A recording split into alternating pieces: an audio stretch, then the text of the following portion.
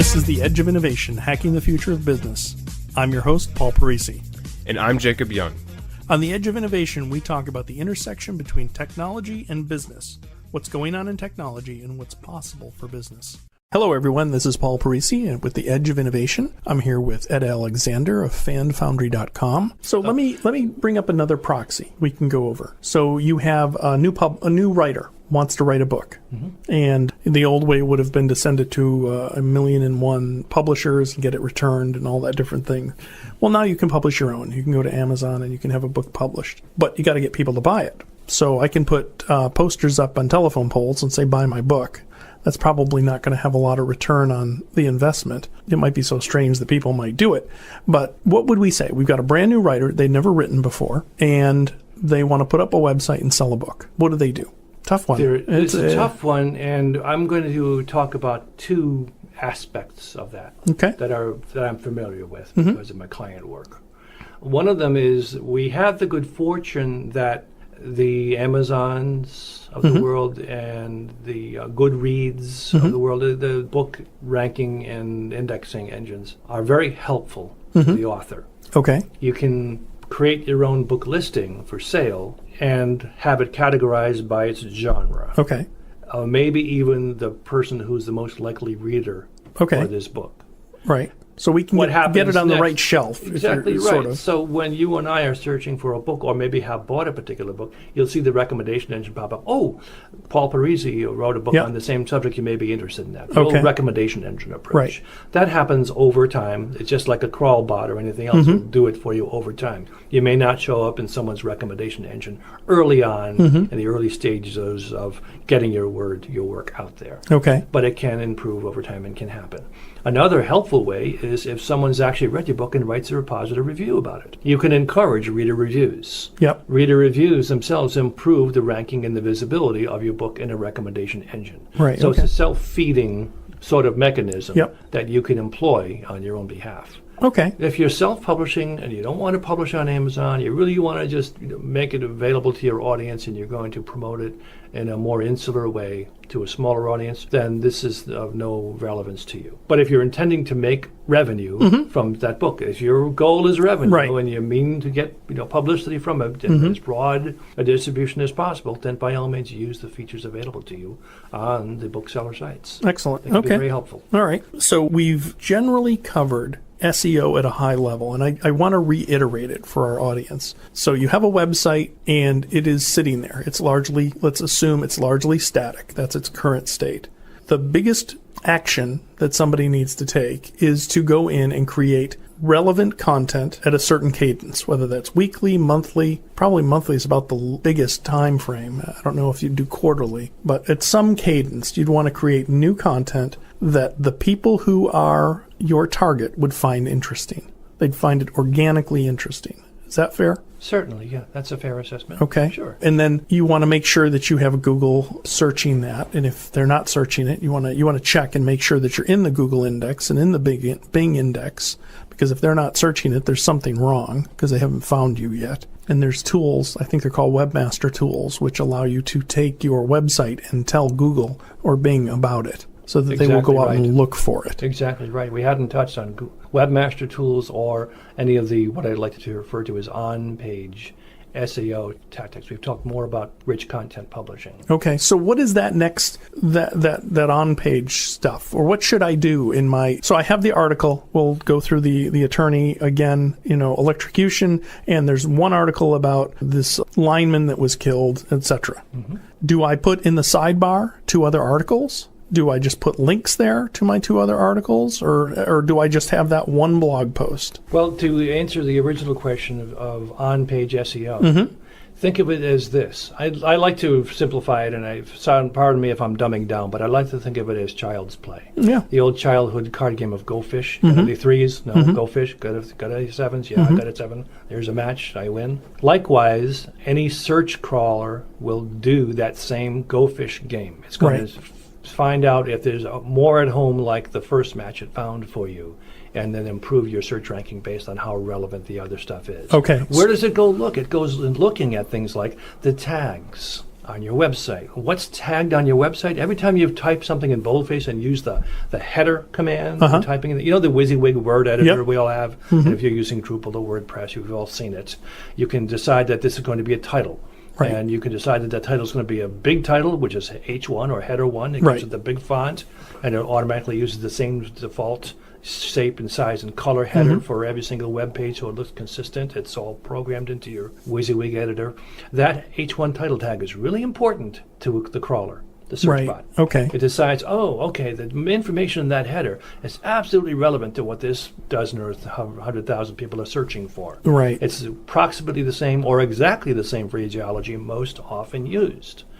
Well, I'll put in my header 1 and my header 2, my subhead tag, and my header 3, subhead tags, relevant key phrases that match the other research I did on Google Trends. I will reuse that, and I'll make sure that subheads and subtopics within that blog article are written for humans, but they borrow the best examples from the way a search result has occurred by the majority of users over the recent 1 to 3 to 5 years. Right. So whatever the trends tell me. We're giving the search engine hints. We're giving what's it important. more crumbs, more breadcrumbing, saying this is relevant content, and so is that, and so is the other, and it's all using that same latent semantic indexing, that old approximate and analogous content matching process. Cool. Your tags on your content help you do that and help you make it visible and clear to your search engine that that's what you're doing. Especially important when you're doing what I recommended earlier, which is a 500 to 1,000 word article. You certainly don't want to run 1,000 drone-on sentences with no paragraphs or breaks or subheads. So break it up into manageable chunks that are scannable and easy for a person to read and understand, because we're all busy people. We're not lazy. We're just busy. And sometimes all we can do is skim the headlines to get enough of a notion that this is the right attorney to be calling for this case that I want to pursue. So using the tagging and the analogous matching, and then again, I'll cite that once again, try using Google Trends, but you can also use Google's, it just flew out of my head. Oh, well. They have plenty of tools. There's a... Webmaster Tools? Thank you. Webmaster Tools. But they give you another free tool. What the heck's it called? I don't know. SEO Analyzer is free. Okay. If you have a small budget, you can buy a tool like Moz, buy a license to Moz, and it gives you analyzers that'll then allow you to apply it to the content you just wrote. Okay. And feed back to you, kind of reflect back to that looking glass, what it thinks you just wrote. I see. What does it tell me most? Which words appear the most? If I happen to use the words a lot, it's going to say the most commonly used word is Is that relevant to your topic? Well, probably not. You may think about removing the word from place to place and replacing it with something more germane on the topic. So the most relevant words are what are matching the search. Okay, so now we're talking about SEO, but we're also talking about just making your site usable to the humans as well as to the search engines. Yep. So in the question I had earlier, where we had the article about the lineman, is it wise, because you went down appropriately the right track of saying that I don't necessarily have to put a side link to say here's Article 3 and Article 4, because the search engine will know that. But now from the human point of view, if I'm reading about a lineman here, personal injury, and I want to have relevant articles to there, should I put an excerpt or should I put a link to just the headline? Is there any guidance there you can give us? Yeah, that's a great question. It's not something that I do faithfully, but I have from time to time used the metaphor of a recommendation engine in a little call out on the side of a blog article embedded within the content saying, if you like this, you might also like that. Okay. Not in those exact words, but have a little call out that says, lineman recovers miraculously. Or something related to the subject that people who are interested in reading more about can indeed do easily because I gave them the link in the call out that shows them where to find it. Okay. Typically, my references show up at the bottom of my articles.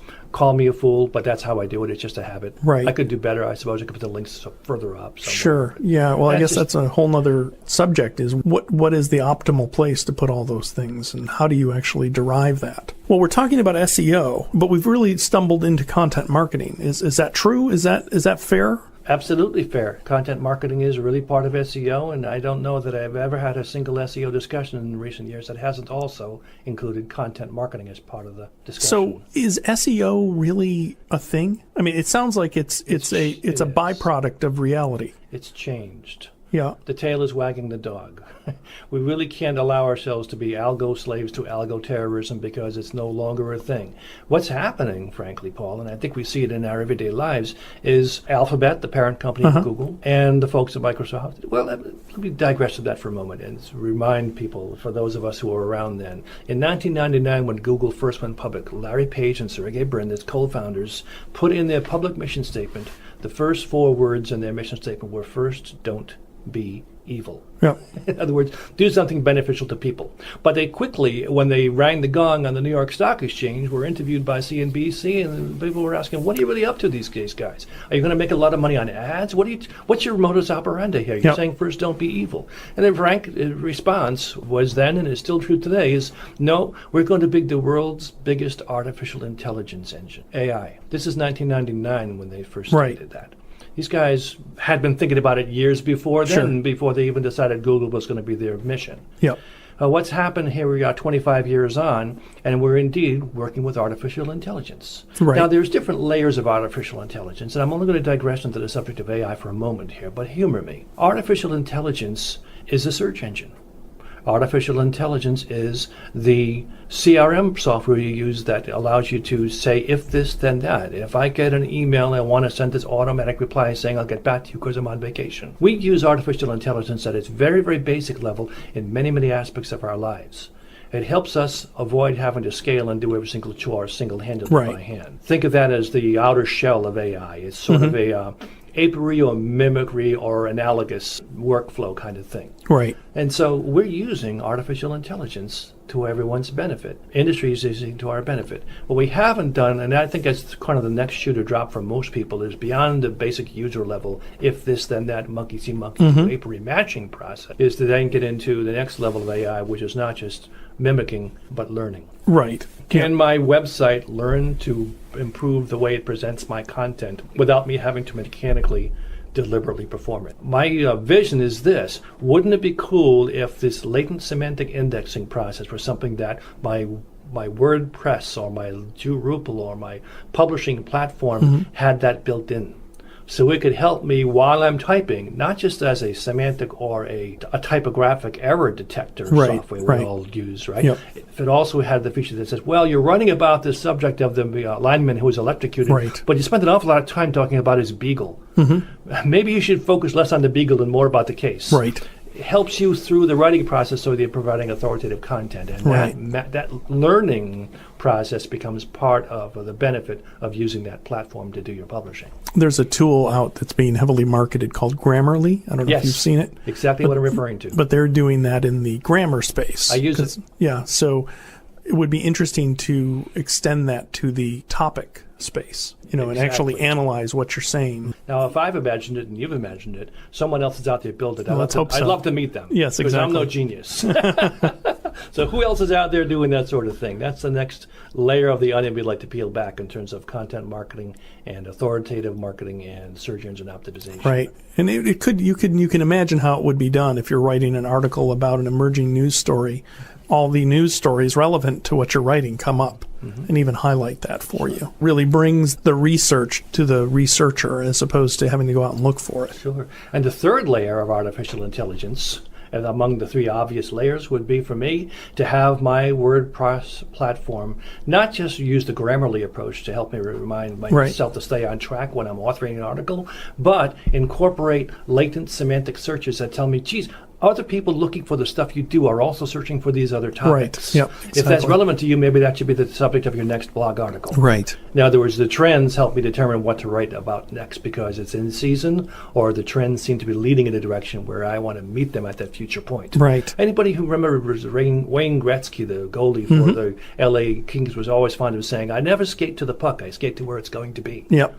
And that's how I score more goals. Can we apply that same simplistic thinking to the way our engines evolve that we use to publish our authoritative content? Wouldn't that be nice? Does your organization need help with your IT? Savior Labs is a Boston IT firm that cares for your business and team. We solve problems so you can focus on what you do best. Talk to us today about your biggest technology problems. Just follow the link in the show notes and enter the code EDGE for more information. So does SEO really exist, or is it just a byproduct of reality? Oh my gosh, we haven't even had a single beer yet. Well, because I guess what I'm saying is that SEO seems to happen because of what you wrote. Now, writing something smartly or intelligently is going to get you better results than if you just put random words on the page and post that.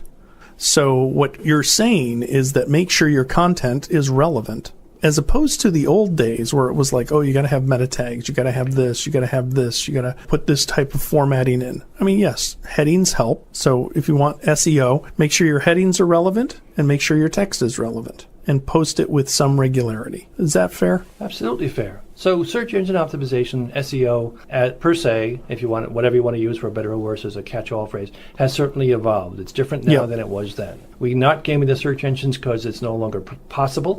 Thank you for the sophistication and evolution of the way search engines perform. And thankfully, I have to say I'm pleased at the way it's going, in that if I'm doing a search, it's going to find me good, authoritative, relevant results for what I'm really looking for, as opposed to someone who's done a good job of gaming their web page. Right, of course. All those things are looked at in total by a crawler to really help validate the authority of the source it's referring back to. Right.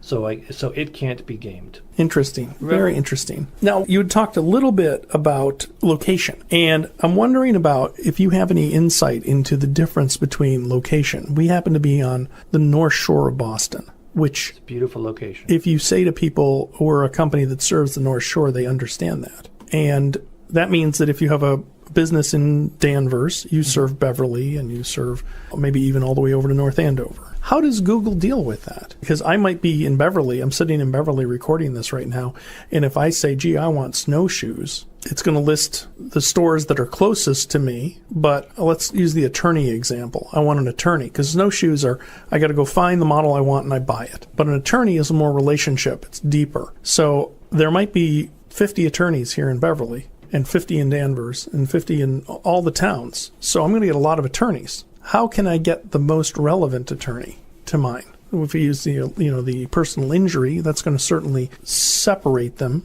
sort of like the cream off the top. I can say, okay, personal injury lawyers. But I'm just wondering if you have any insight on how we can effectively market ourselves if we're an attorney in Beverly, but we want to make sure that people in North Andover know about us. Great question. At the very architecture level, I would make certain that in my description of my business, I may want to include the word Massachusetts. Massachusetts has its location in common with all the cities in Massachusetts. Sure. So on an indexing basis, if I was a search engine or search engine bot and I'm trying to deliver relevant results, I know I'm going to deliver a result based on Beverly, Massachusetts, not Beverly, Iowa. All right. Danvers, Massachusetts, not Danvers, California. So Massachusetts becomes an authority term to help with location discovery. That's simply the tagging and the meta layer, that middle layer of how you architect Okay, your so websites. you would say, to reiterate, so in the meta tag on the page, you'd put in Massachusetts. Would you also put Beverly in, or would you not? Certainly, why not? Because both Beverly and Massachusetts are relevant. Okay. Beverly Would you put Danvers in, which is the next town over?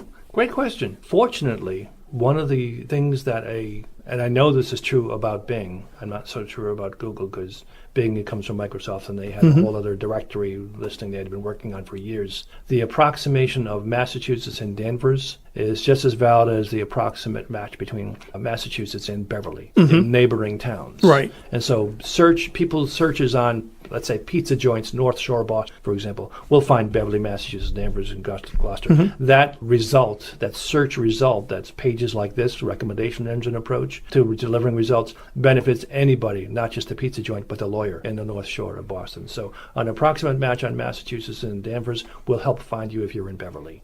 Okay, Even if the word Beverly isn't in your meta tags, okay, although it's helpful to have Beverly there. But I wouldn't worry too much about it. If you're getting enough business right down the street, you don't have to list every neighboring town. Sure. You can also use zip approximation. Okay. The zip GIS database is also linked.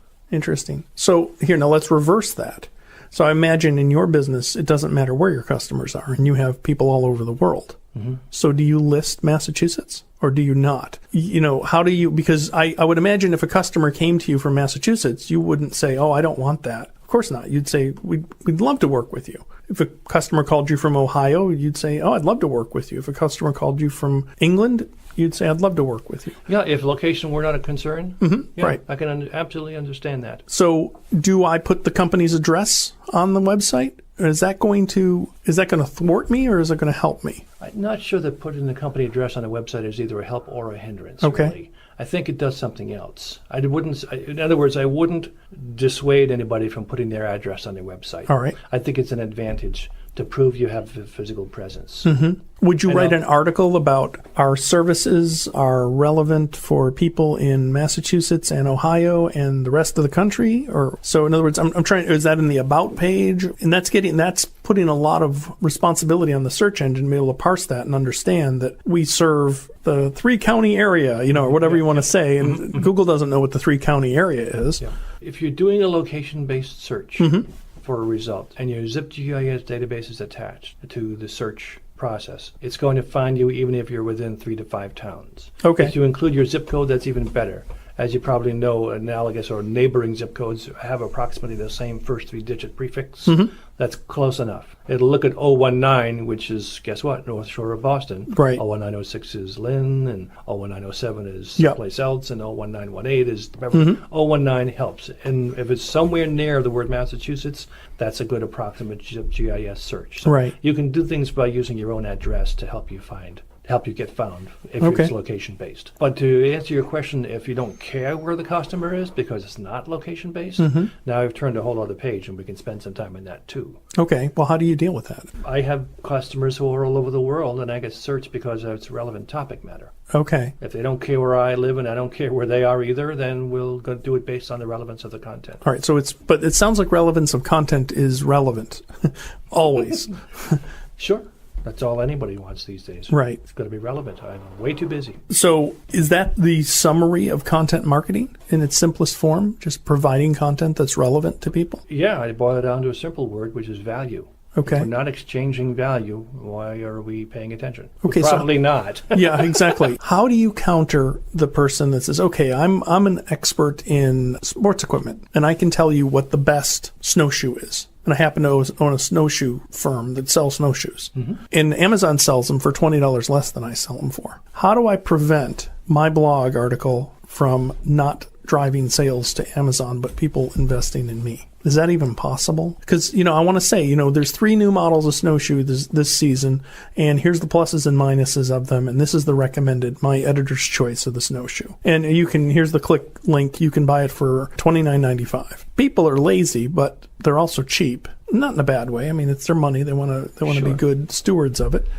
Are they going to go and then click on that, see what your price is, and then say, okay, I'm going to go over and search on Amazon and buy it from there, and I'm done? So I just invested all this time writing an article, promoting it, getting traffic, and I didn't receive any results for it. That's a great question. If I were ruthlessly focusing first on price above all other factors, I might just buy from Amazon. Right. But therein lies the answer. If price is not the only factor, and it rarely is, right? You want to think about the reputation of the manufacturer. You want to think about availability to get your product service if it ever breaks. If you're a conscientious consumer, you think about those things. And snowshoes are slightly more mechanically complex than, say, a book or a CD or a music download. Right. Because they're physical objects that break. Okay. Fair. Now those things factor into my pricing decision. Right. I probably, to use the example of snowshoes, that since we're on that, not necessarily think of Amazon as being the first resort. Of course. If Yeah, I need to get my snowshoes serviced, I may prefer to go to a local sporting goods store with somebody who has some expertise and knows how to fix these things and can help them running in good condition. Heaven knows we've actually had a few snow events around here in the North Shore of Massachusetts where if one snowshoe breaks, you're going nowhere because you're sink knee deep in the snow and you can't walk that way. Right. You have to have 2 good snowshoes that fit you. Right. So you got to keep them running in tune. And maintaining your snowshoes is like brushing your teeth some winters around here. Okay, so you think about that besides just price. So you're saying that it's from a product that needs maintenance potentially. That's a motivator. What if it's a product that doesn't need maintenance per se? Great. So let's focus on a book or a service or anything that's not a physical, tangible good that's going to require maintenance and proximity to repair facilities and all those things. Rent versus own. Lease versus buy. What are those arguments? What factors into them? Maybe you're the authority on why you're the best answer, and you can defend your price based on things you know. And you can say to the public, I am your safest bet, even if I'm not the cheapest, and these are the reasons why. That's a great blog article. It might even be an evergreen page to have on your website to help people decide favorably that you thought it through and you recognize why you deliver the value you do, and that your price is fair, and I can agree with that. So that's sort of an appeal. It's an appeal, but it's based on something other than sentiment. Right, but it's you're laying out the real sort of construct of, I'm the expert, I'm giving you this information, please honor that and buy from me. Yeah, I have a client who's in that same business right now. It's crowded, it's competitive. There are many ways to solve the challenge. There are many ways to access the service they provide. And one of the pages on their site spells it out, saying you're better off using our option than others if you're this type of buyer. Interesting. Rent versus own. If you can afford to own the whole enchilada, go buy the whole enchilada. Right. Be aware that you'll be in for maintenance, headaches, and everything else. If Right. you just as soon rent because you're only an occasional user of this service, then we could be a safer bet, and here's why. We've thought it through on your behalf. You're welcome. Fascinating. Be the authority on that aspect of the buying process, not just about your product. Okay, that's fair. So I guess in summary, we're talking about content marketing, which is really the new way of search engine optimization, because you're feeding the search engine beast what it wants. And then it takes and turns around and hands that out to people who are looking for things. And it gives them relevant things. That's the goal, is to give you the best answer possible, hopefully with a search engine. That's right. 2 words, go fish. We've been talking with Ed Alexander of fanfoundry.com, and you'll be able to find more information about Ed and his company in our show notes, as well as links to some of the resources we've talked about. Thank you very much, and we look forward to you next time on The Edge of Innovation.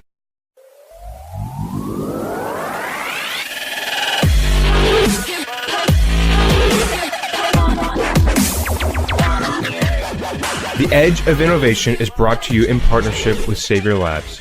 Savior Labs exists to help businesses mature and strategize for the future. Learn more about Savior Labs at saviorlabs.com. Thank you for listening to this episode of The Edge of Innovation, Hacking the Future of Business. For the show notes and more information about Paul, please visit paulparisi.com. The Edge of Innovation is produced by Jacob Young in conjunction with copious amounts of coffee.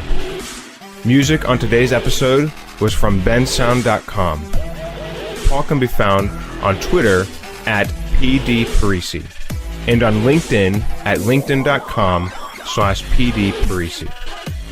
This episode, like all our episodes, is transcribed and available at paulparisi.com. Thanks for listening, and we'll see you next week.